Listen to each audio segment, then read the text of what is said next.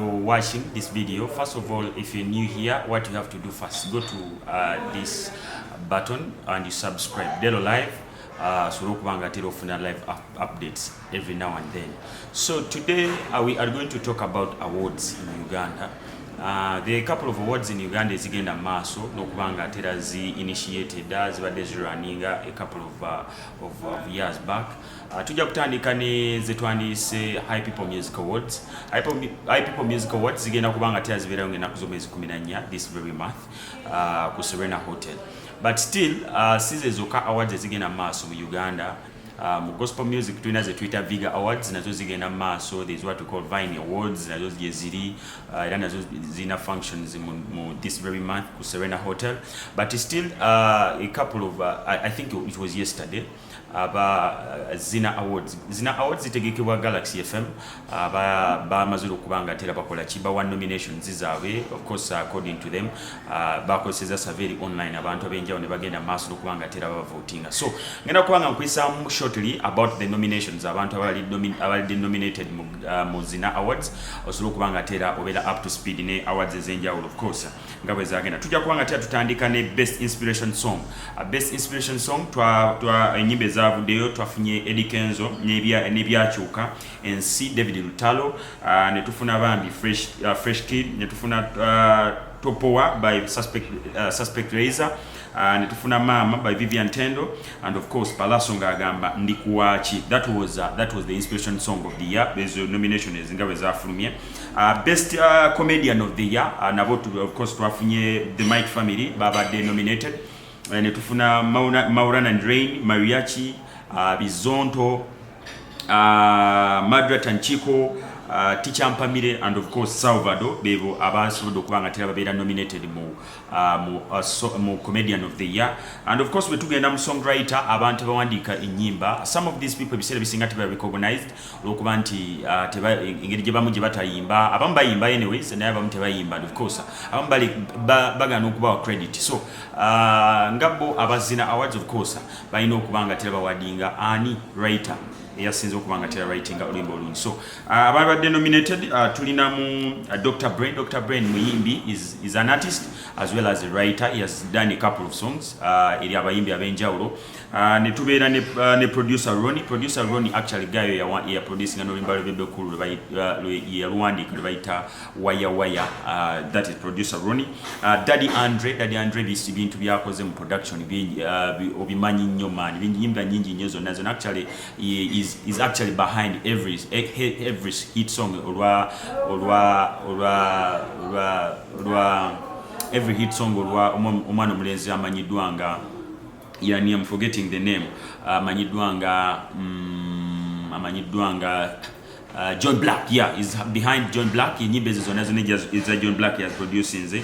Shina Skies naye muyimbi muwandiisi mulungi nnyo wa music and of course Yes Oman Rafiki naye he was nominated of course yomu kwaba babadde nominated best collaboration oba best collaboration song of the year olimba olusi collab yasinze tulina mugutujja B2C and of course Rema and tubeeramu Amaso of course is a remix lulimu Winnie Nwaji Vinka Fefe Busi The Myth and of course DJ Harold Wichitege. So that was another song that is a collab. We have Telemundo is a collab between Voltage Music, Kent and Flossie, and of course chosen Becky. You got that? And of course the tubeera one Omusheshe Ray G all the way from Barara and of course alongside Spice Diana. Squeeze it is still Voltage Music, Quentin Flossie of course alongside Fie.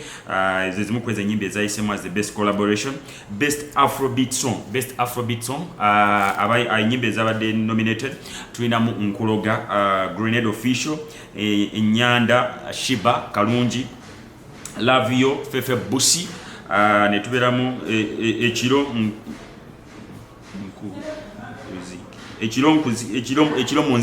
munzikiza. We had ekiro munzikiza by Palaso.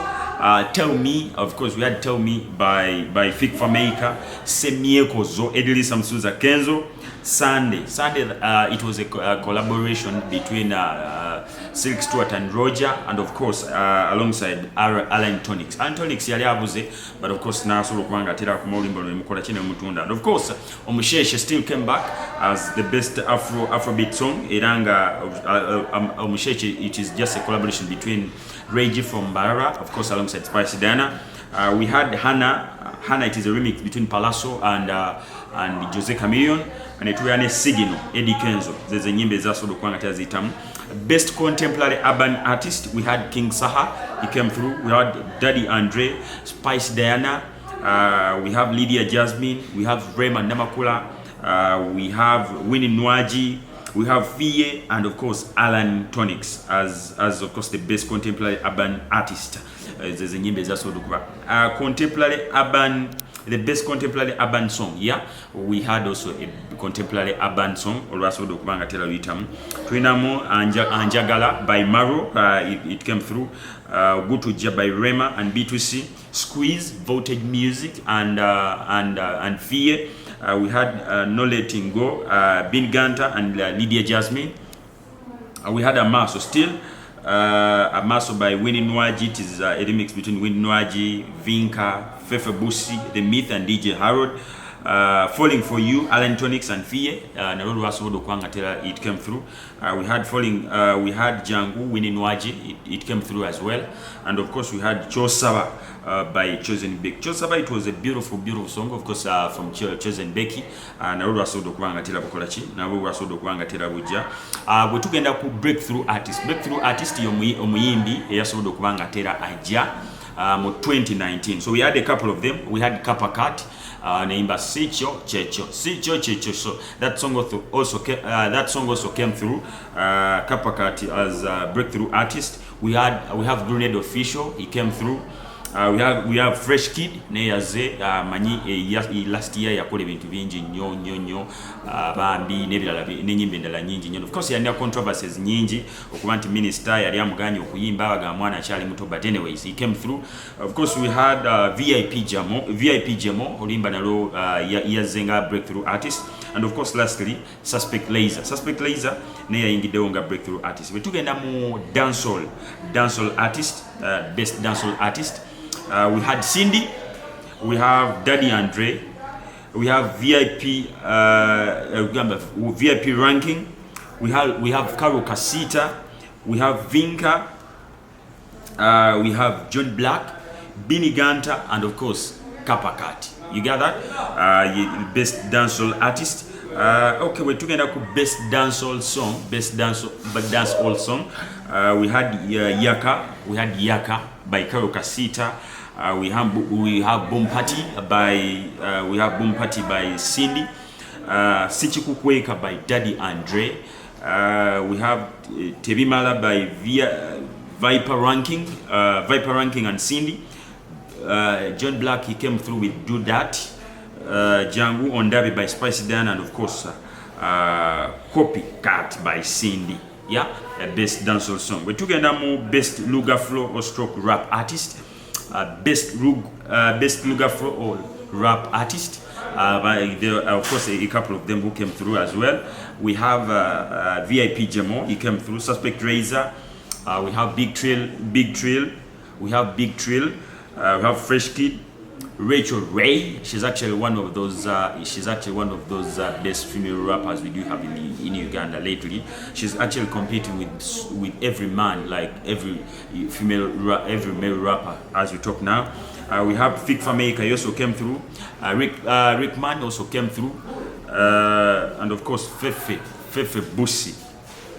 And of course Fefe Busi, he came through as well. Manya Atenga is also doing some tremendous work there. Best Luga Flow or rap song, we have Bambi by Fresh Kid. We have Party After Party, but of course by Big Trill. And of course we have Bomboclat by White Bender, Big Trill, Santana, Fefe Busi, Navio, and of course and Don MC. That song that song came through as the best rap song. We have Sima by VIP Jamo.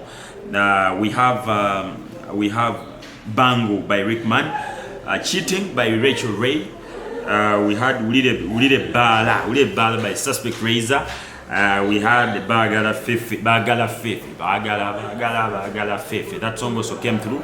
Netubera naye tunyumirwe. Of course, Rickman by Rickman still. We took a number of best fun teams. Mani, it is always good as artists to performing teams. So we always encourage people to form teams as bayambako mu bintu naddala bye bakola. So bano, of course, we have what we call Shibaholics. Those are the people who support Shiba so much. Buli walagera ogenda okulaba nga bambadde obusati buliko Shibaholics. We have Team Eddie Kenzo. We have Fresh Gang. Those, of course, have a Fresh Kid. We have Spice Gadgets. We have Spice Diana. We have 100% Chameleon. We have B2C Soldiers. Rema Diehards. Rema Diehards, of course. They were supporting a Rema. We're talking about best producer. Of course. These people knows anti-producers and nabo bebayimbi abatateekebwako nnyo maanyi lately. Tenga nabo they are doing some tremendous work. So best producers, of course, we have Nessim Pan Production. We have Daddy Andre. We have Atini Pro. We do have Dick Bauer. We have producer Ronnie. He did some tremendous bangers last year. We have Bomba. We have Linux. Neton, of course, the our producers have also nominated. Best female artist of the year. We had Fit Fameka coming through. We have Edlisa Msuza Kenzo. He also came through. We have John Black. Yeah, he came through. We have B2C Soldiers or B2C. They came through as well. Daddy Andre. We have Big Trill. And of course, Fefe Busi. We're tugenda kuba male, that was kuba male artist of the year. When we're talking about female artist of the year, we had Vinka. She was nominated. Vinka. Shiba was nominated. Winnie Nwaji. We have Karo Kasita. We do have Rema Namakula, Spice Dana, and of course the King Hustle Cindy. She was actually nominated. Artist of the year, Artist of the year. We do have Spice Diana.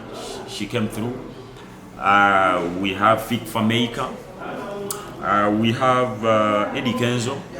We do have John Black, Daddy Andre, and lastly Rema, Artist of the year. Then lastly, Song of the year. Song of the year, lwimbo lusinza okuba nga tera lubuminga lubadde olw'amaanyi 2019, of course, where we are now because they are counting 2019 nyimbe zisinza okuba nga tera zikola. That is the Song of the year. We had Gutuja by Rema and B2C. We have Chikibombe. Chikibombe, it is a bang done by Levixon. It is actually the best gospel song as we talk now. Until we get on YouTube, lu hitting hitting a million name no kudda wagulu. So Chikibombe by Levixon also the song came through. We have Omusheshe by Reggie and Spice Diana. Reggie is Omusheshe is straight from Mbarara, but he's doing some good music over there. And Mbarara Msiminde Wamanyi, because Spice Diana, they did some tremendous work. We have Party After Party, Party After Party, Big Trill. That was also another big song. We have a Bango Waliwanika by Rickman. That song was also tremendous. It was a tremendous song for 2019. We have Sichikukweka still, Daddy Andre. Daddy Andre, apart from being a producer, also aida ayimba, and of course enyimba zayimbye nyungi ateranga zamani. So that is Daddy Andre for you. Because twina Semyekozo by Edlisa Msuza Kenzo, wimba lwajjao after Remo kulangira nti agenda kufumbirwa kuanjula na bichine ewa Dr. Hamza. So ninyi byavaya Kenzo nakola china nibaleta title ya Semyekozo. Definitely namaliriza agikozemu ki namalizanga agikozemu oluyimba. As we talk now, zezimu ku nyimbe zisinga okubeza amaanyi following nene YouTube abakalula babayitirivu. So it has been doing pretty well actually up to now. And of course we have Do That. It actually Do That by John Black. Of course lwasembyeyo mu Song of the Year. So that is it. List nomination that is it, of course. Nomination list yazina awards. So solo kubanga atero gina nononya www.galaxyfm.co.ug no solo kubanga atero gina maso no voting awards ezo.